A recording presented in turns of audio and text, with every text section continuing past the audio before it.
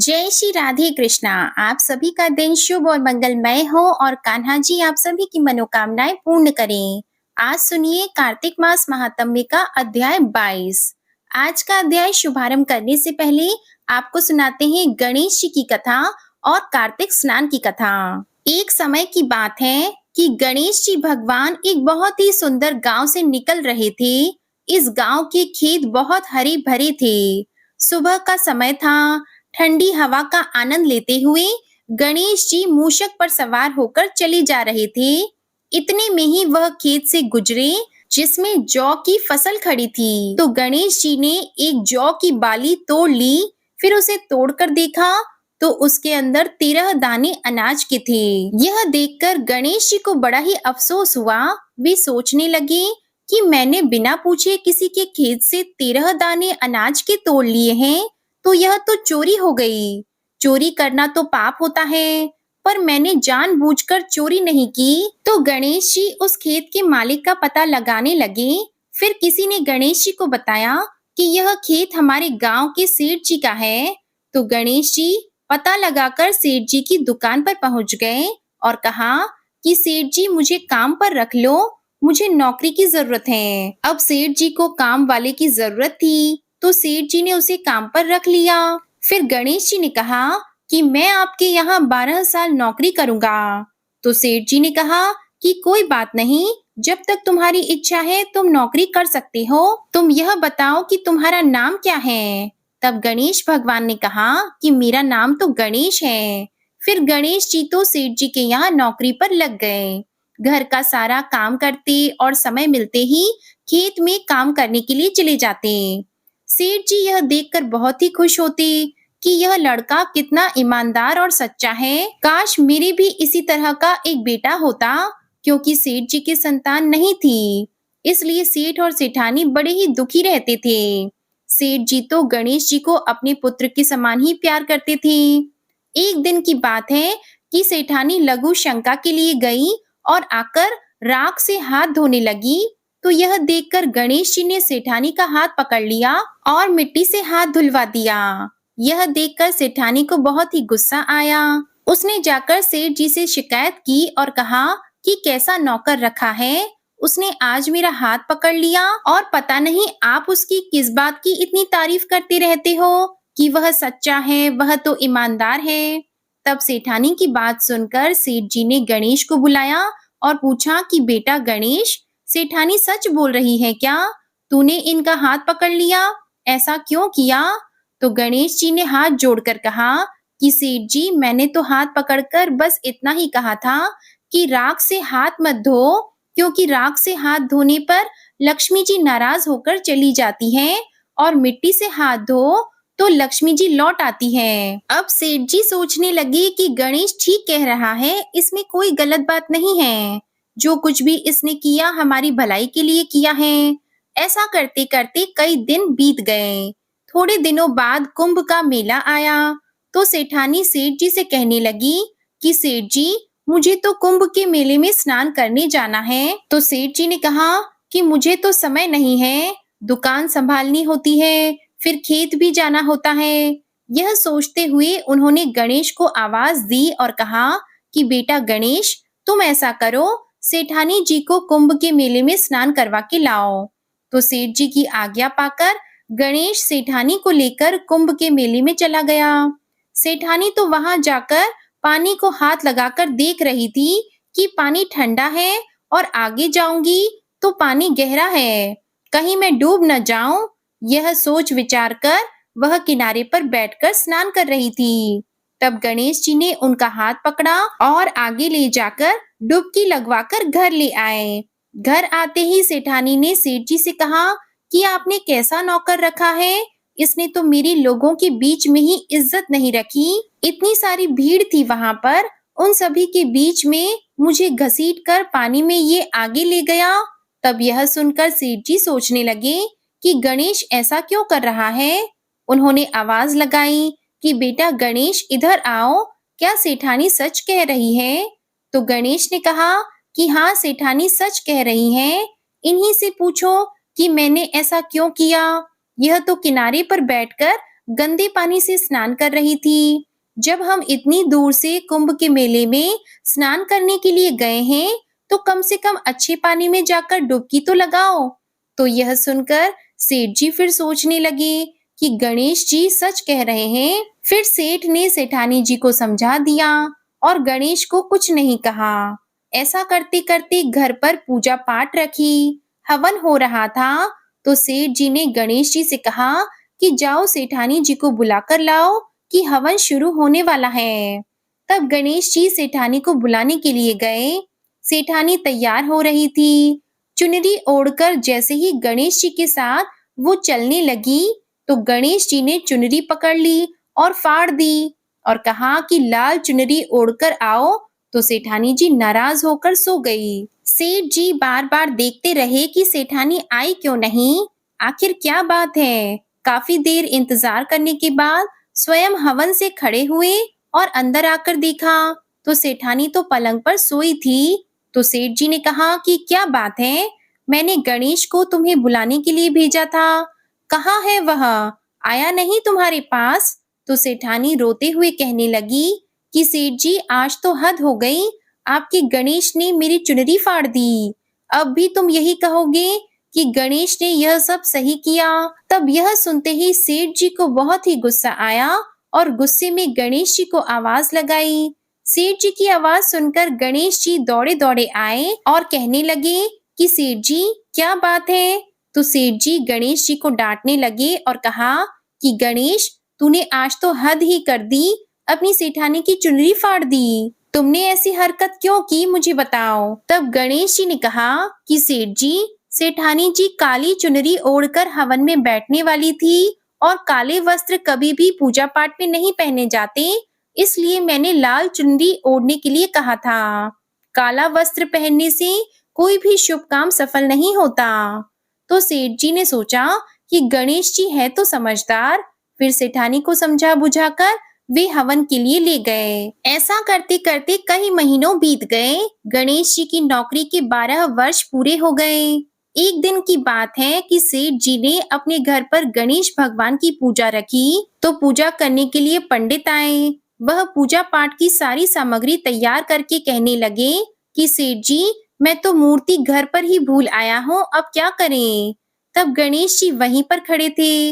उन्होंने कहा कि मेरे को ही मूर्ति बनाकर विराजमान कर लो, आपके सारे काम सफल हो जाएंगे। गणेश जी के इतना कहते ही सेठ जी को बहुत ही गुस्सा आया। उन्होंने कहा कि अब तक तो तुमने सेठानी से मजाक किया था, अब तुम मुझसे भी मजाक करने लग गए।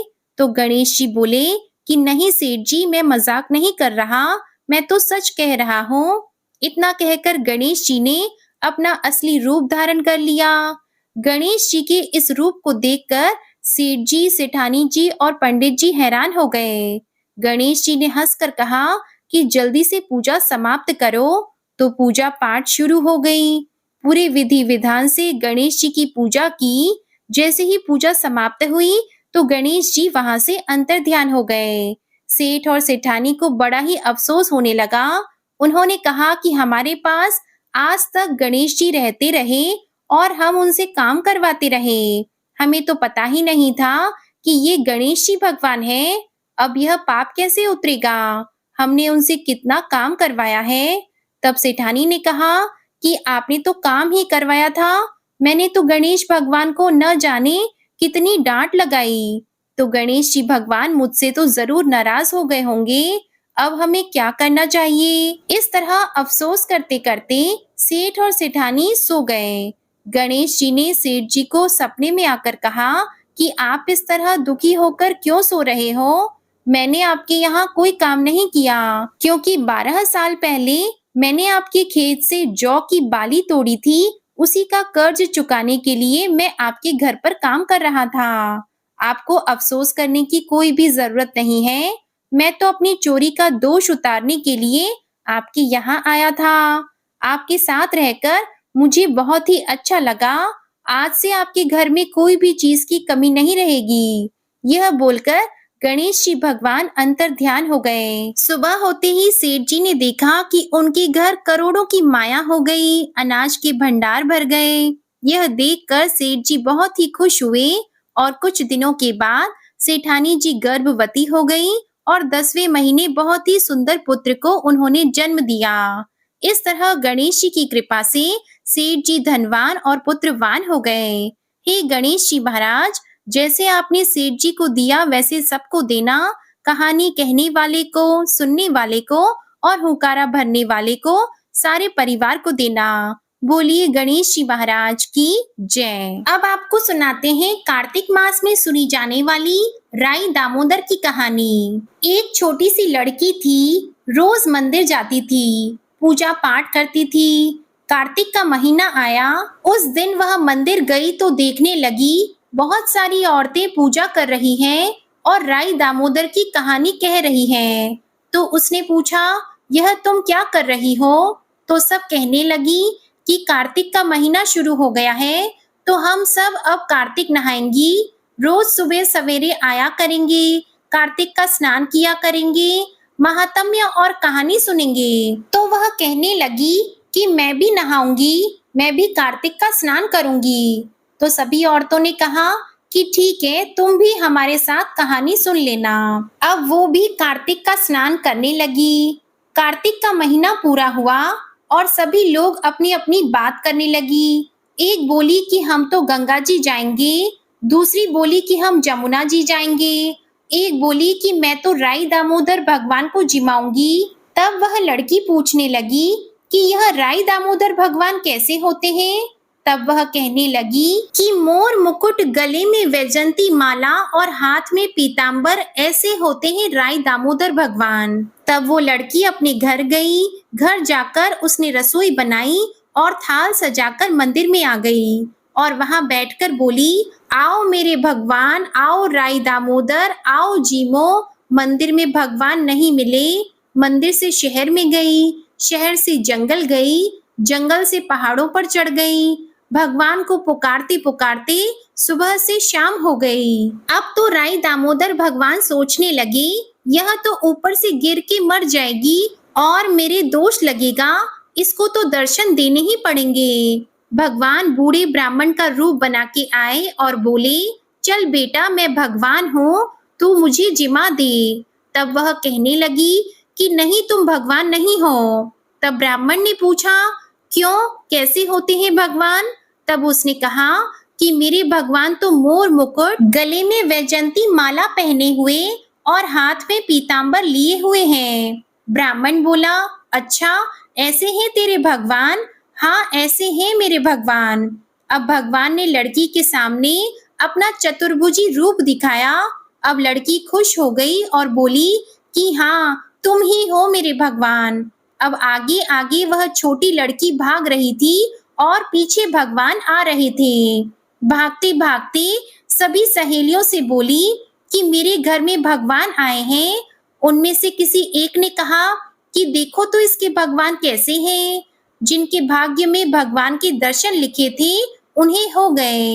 हे राई दामोदर भगवान, जैसे आपने लड़की को दर्शन दिए, वैसे ही सभी को देना। कहानी कहते, सुनते, हुंकारा भरते सभी को देना। अब सुनिए आज का कार्तिक मास महात्म्य।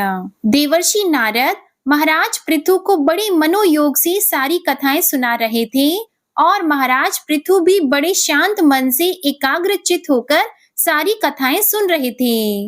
नवमी की कथा सुनने के बाद महाराज पृथु ने देवर्षि नारद से कहा, हे देवर्षि, भीष्म पंचक व्रत, जो कि भगवान विष्णु को अत्यंत प्रिय है, किस कारण प्रसिद्ध हुआ? अब मेरी यह जानने की भी प्रबल इच्छा है। देवर्षि नारद कहने लगे, हे राजन, यह व्रत तो अनादि काल से था, परंतु बीच में लुप्त हो गया था। दोबारा यह कब और कैसे प्रारंभ हुआ, अब इसका इतिहास भी सुनो। इस युग में भगवान कृष्ण ने भीष्म पितामह को यह व्रत बतलाया था और उन्होंने ही सबसे पहले इसे किया था। इसी कारण यह व्रत भीष्म पंचक के नाम से प्रसिद्ध हुआ।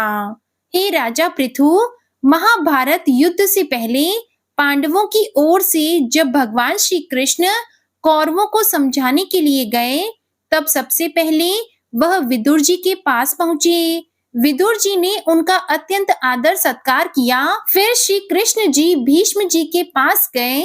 वहां जाकर कुशल क्षेम के बाद श्री कृष्ण ने अपने आने का संपूर्ण वृतांत भीष्म पितामह को कह सुनाया। सुनकर भीष्म जी कहने लगे, हे भगवान, तीनों लोकों के स्वामी होते हुए भी आप केवल पांडवों की ओर से ही दूत बनकर क्यों आए हैं? और पांडवों के प्रति आपका इतना प्रेम होने का क्या कारण है? तीनों लोग तो आपके वश में हैं।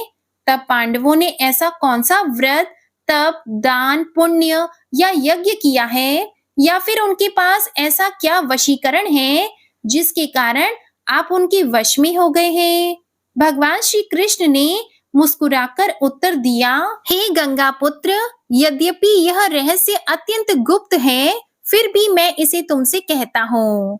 पूर्व जन्म में उन पांचों भाइयों ने एक ऐसा व्रत किया था जो मुझे अत्यंत प्रिय है। इसी कारण मैं इस जन्म में उनके वशीभूत हूँ। अब तुम भी उस व्रत का वृतांत सुनो।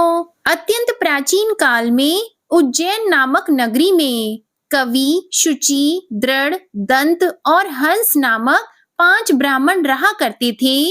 वे सभी वेदों के ज्ञाता, युवा, रूपवान और गंधर्व विद्या में अत्यंत निपुण थे। वे सभी दिशाओं में भ्रमण करके अपनी गान विद्या के द्वारा पर्याप्त धन प्राप्त किया करते थे। एक बार वे सभी मथुरा नगरी में सुवीर नामक राजा के दरबार में जा पहुंचे। संगीत कला में निपुण तो थे ही, तो उन्होंने सोचा कि क्यों न चलकर राजा के महल में अपनी इस कला का प्रदर्शन किया जाए।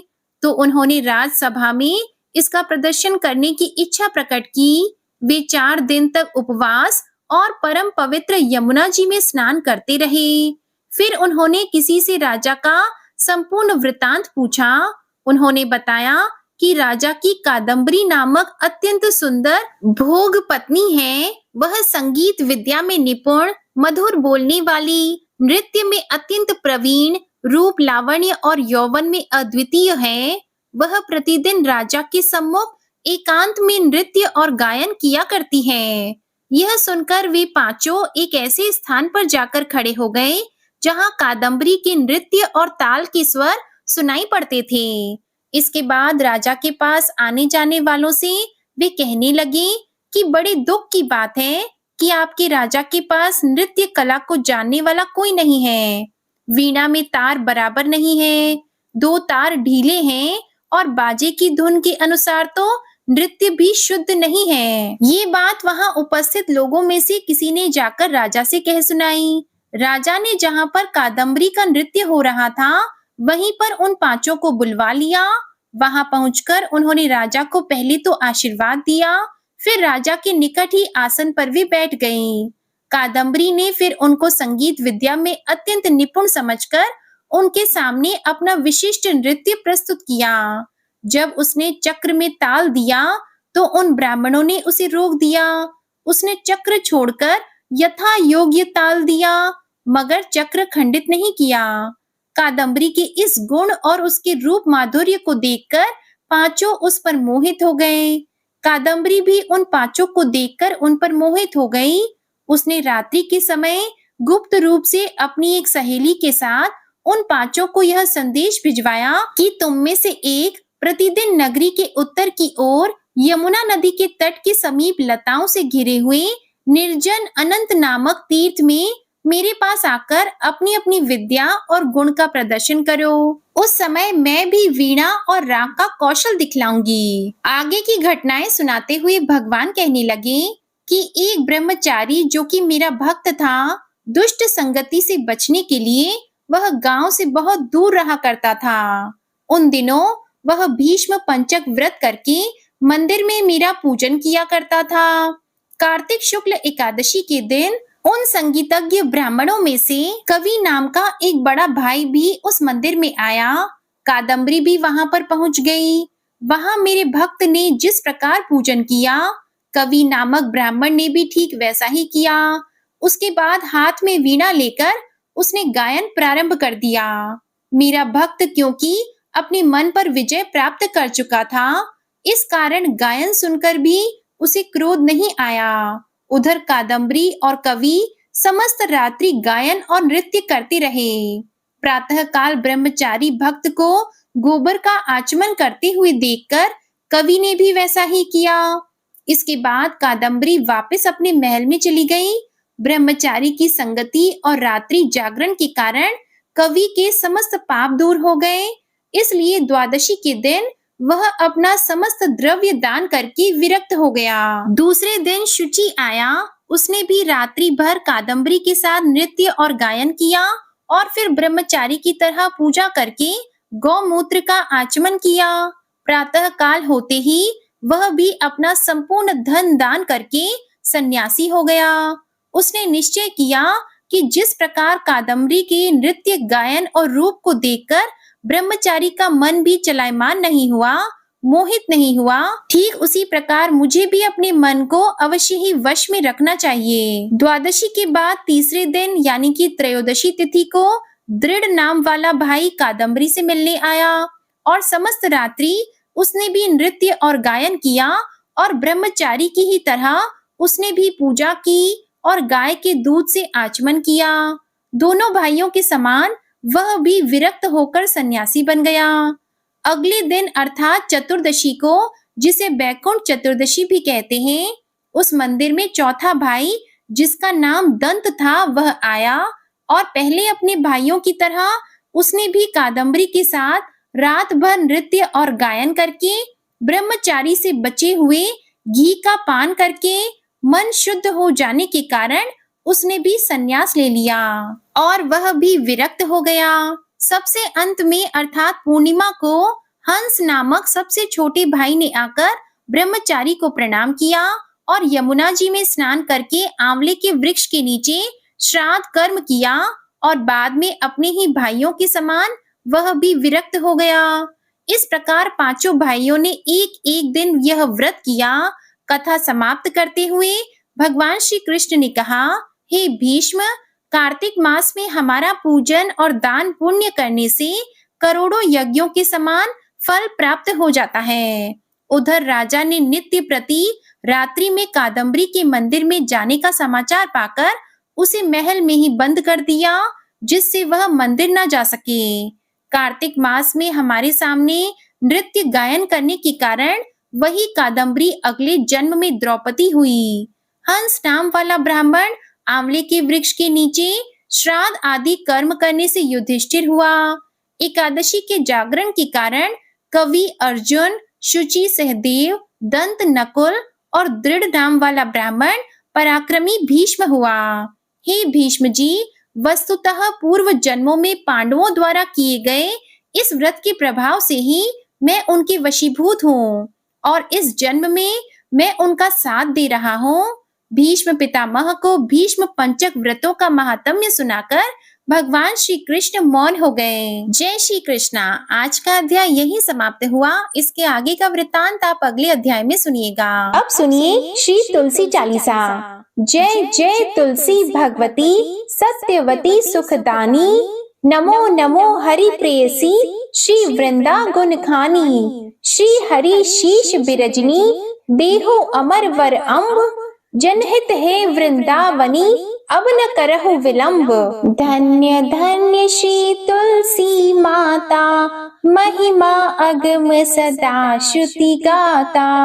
हरि के प्राण हो से तुम प्यारी, हरि ही हेतु कीन हो तप भारी। जब प्रसन्न है दर्शन दीन हो, तब कर जोरी विनय उस कीन हो। हे भगवंत कंत मम होहु, दीन जानी जन छाड़हु छोहु। सुन लक्ष्मी तुलसी की बानी, दीन हो शाप कद पर आनी। उस अयोग्य वर मांगन हारी, हो विटप तुम जड़ तनुधारी। सुनी तुलसी ही शप्यो ते ही ठामा, करहु वास तुहु नीचन धामा। दियो वचन हरि तब तत्काला, सुनहु सुमुखी जनि होहु बिहाला। समय पाई वो द्रौपदी तोरा, पूजी हो आस वचन सत मोरा। तब गोकुल मह गोप सुदामा, तासु भई तुलसी तू बामा। कृष्ण रास लीला की माही, राधे शक्यु प्रेम लखी नाही। दियो शाप तुलसी तत्काला, नरलोकी तुम जन्महु बाला। या गोप वह दानव राजा, शंख चूड़ नामक शेर ताजा। तुलसी भई तासु की नारी, परम सती गुण रूप अगारी। अस द्वे कल्प बीत जब गयऊ, कल्प त्रेत जन्म तब भयहु। वृंदा नाम भयो तुलसी को, असुर जलंधर नाम पति को। करि अति द्वंद अतुल बल धामा, लीन्हा शंकर से संग्रामा। अब निज सैन्य सहित शिव हारे, मरहि न तब हर हरि पुकारे। पतिव्रता वृंदा थी नारी, को न सके पति संहारी। तब जलंधर ही भेष बनाई, वृंदा ठिग हरि पहुँचियो जाई। शिव हित लहि करी कपट प्रसंगा, कियो सतीत्व धर्म तो ही भंगा।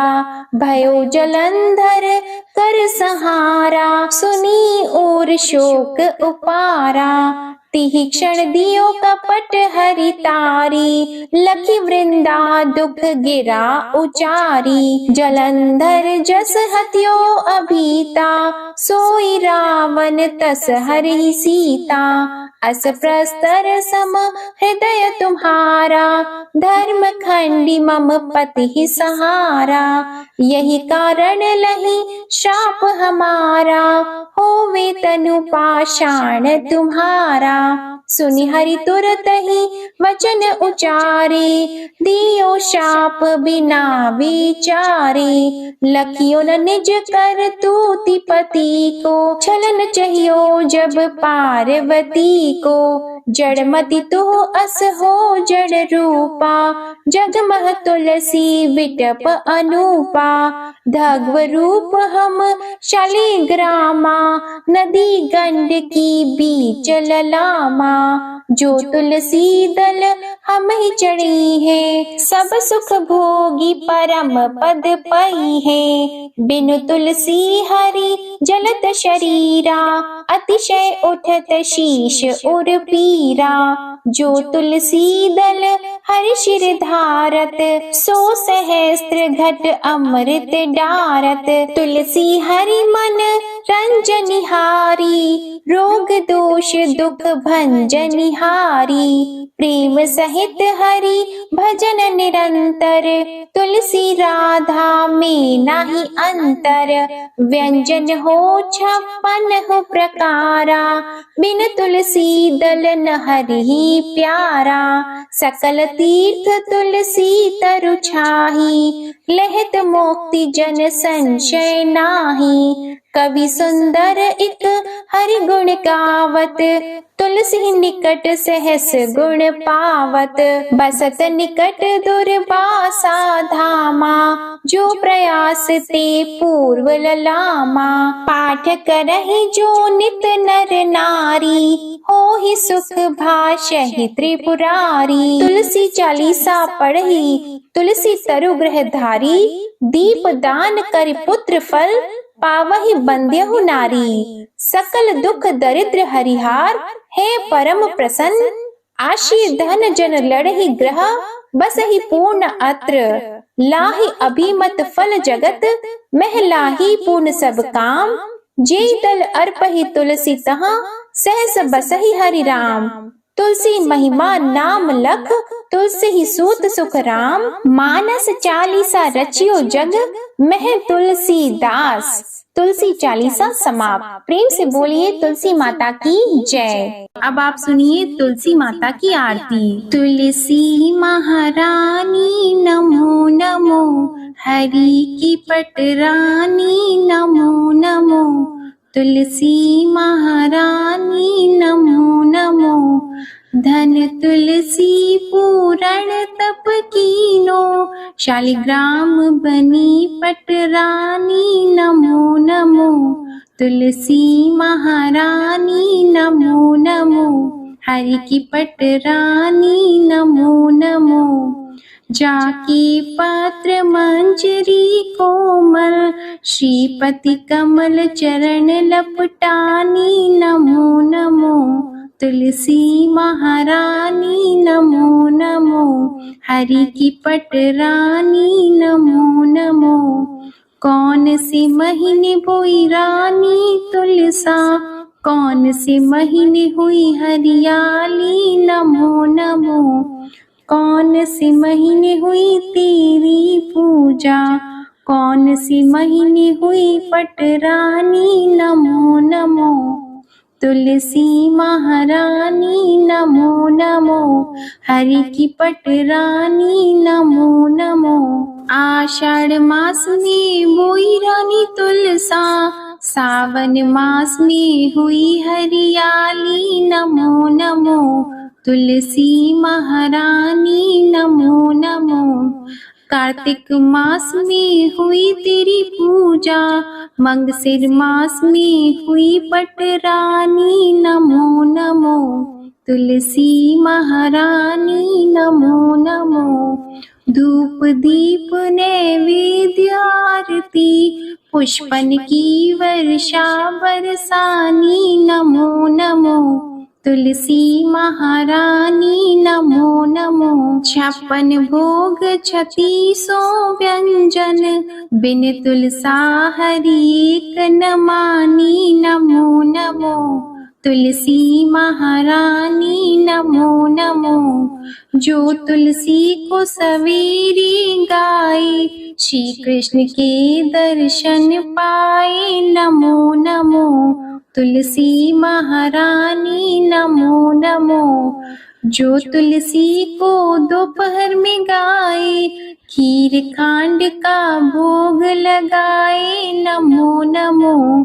तुलसी महारानी नमो नमो। जो तुलसी को सांझ को गाए, श्री कृष्ण की आरती उतारे नमो नमो। तुलसी महारानी नमो नमो।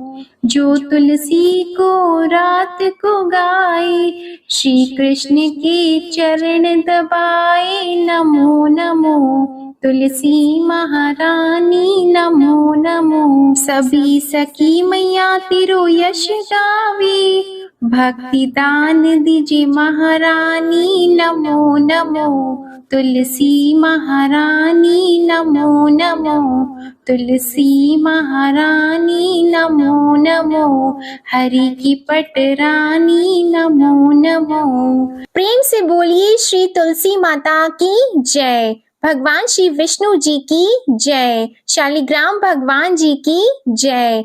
आप सभी को आज की कथा और वीडियो में आनंद आया हो तो वीडियो को लाइक जरूर कीजिएगा। कमेंट में भगवान विष्णु जी, माता तुलसी जी और भगवान शालिग्राम जी की जय जरूर लिखिएगा और चैनल को भी सब्सक्राइब करिएगा। इसी के साथ आज आप हमारे चैनल पर छठ व्रत की कथा और बुधवार व्रत की कथा भी जरूर सुनिएगा।